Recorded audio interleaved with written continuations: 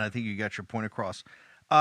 When Google came out the other day and YouTube, you got to explain this to the audience. They said, everybody we banned, and they threw out Alex Jones, Dan Bongino, Steve Bannon, others are now welcome to go back. Correct me if I'm wrong. You and Nick Fuentes, I think, put up channels. And did Google take them down right away? Did YouTube take them down right away? Or did I misread that news release? No, they did.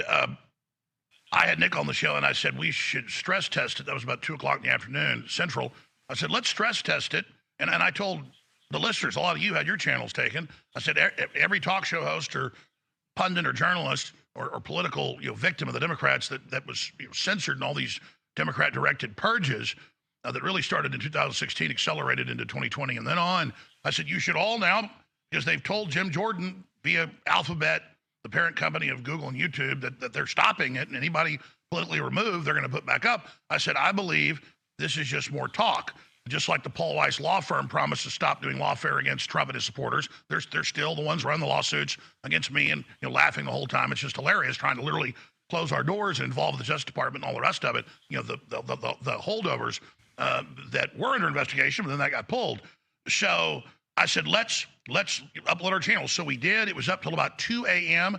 I got about 100,000 followers in just that brief amount of time. Nick, I heard him say on his show, I got 30,000 followers. And about 2 a.m. in the morning, they jerked both his channel and my channel down. And I knew that. I mean, I told listeners, I said, I believe it'll be down by tomorrow. And it lasted just about 12 hours or so. But here's what I understand. What did you and Nick talk about during that time, or what is up on these channels that's so controversial that now that they made a deal with Jordan and they're going to say, and by the way, they're blaming it on Biden, but this all happened beforehand. What was in the content that they're making a rationale that you two guys, given they got this new policy of total free speech, what are you saying that required that even reaches any standard that they would pull down? They actually put a statement out yesterday afternoon. I actually have it right here. And they said, oh, it's a pilot program, and we're still probably not going to let them come back. We're still just going to decide. So it's exactly what I thought. It's a fraud. It's the standard procedure when they get in trouble in Congress, get caught in political meddling, political persecution, election influencing, all directed, as we know, by the DOJ and the Biden FBI. Even going back to Obama, we now know they were behind the scenes 2015, 2016, trying to suppress Trump, you, myself, and others. So now that that's out in the open, it's totally illegal. Now they're acting like, to Jim Jordan's committee, that they're actually doing something. So we did it as a test. I only uploaded one video, and I said, okay, the word is Comey will be indicted along with Letitia James the next 5 days. And then I said, and this is a stress test to see if they are going to allow this to stay up. I believe they will not. I believe that that this is just a stunt to try to get the Republican committee to move along.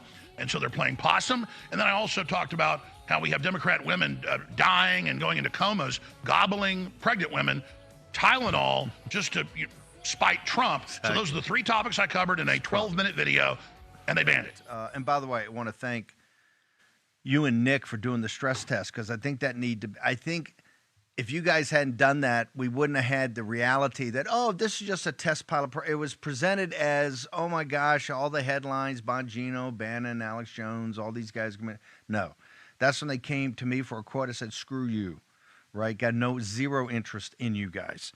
And if you guys hadn't tested it, we wouldn't have known what a bunch of phonies are. And I'm telling folks right now, this thing with the tech oligarchs and big tech and Palantir and all this crap you see running around is all going to come to a head, right? This is another fight we're going to have, but it's all going to come to head because their interests are not MAGA's interests. Their interests are not populist nationalists. They are, wait for it, globalists. And I don't care how much lipstick they put on it. It ain't going to be pretty.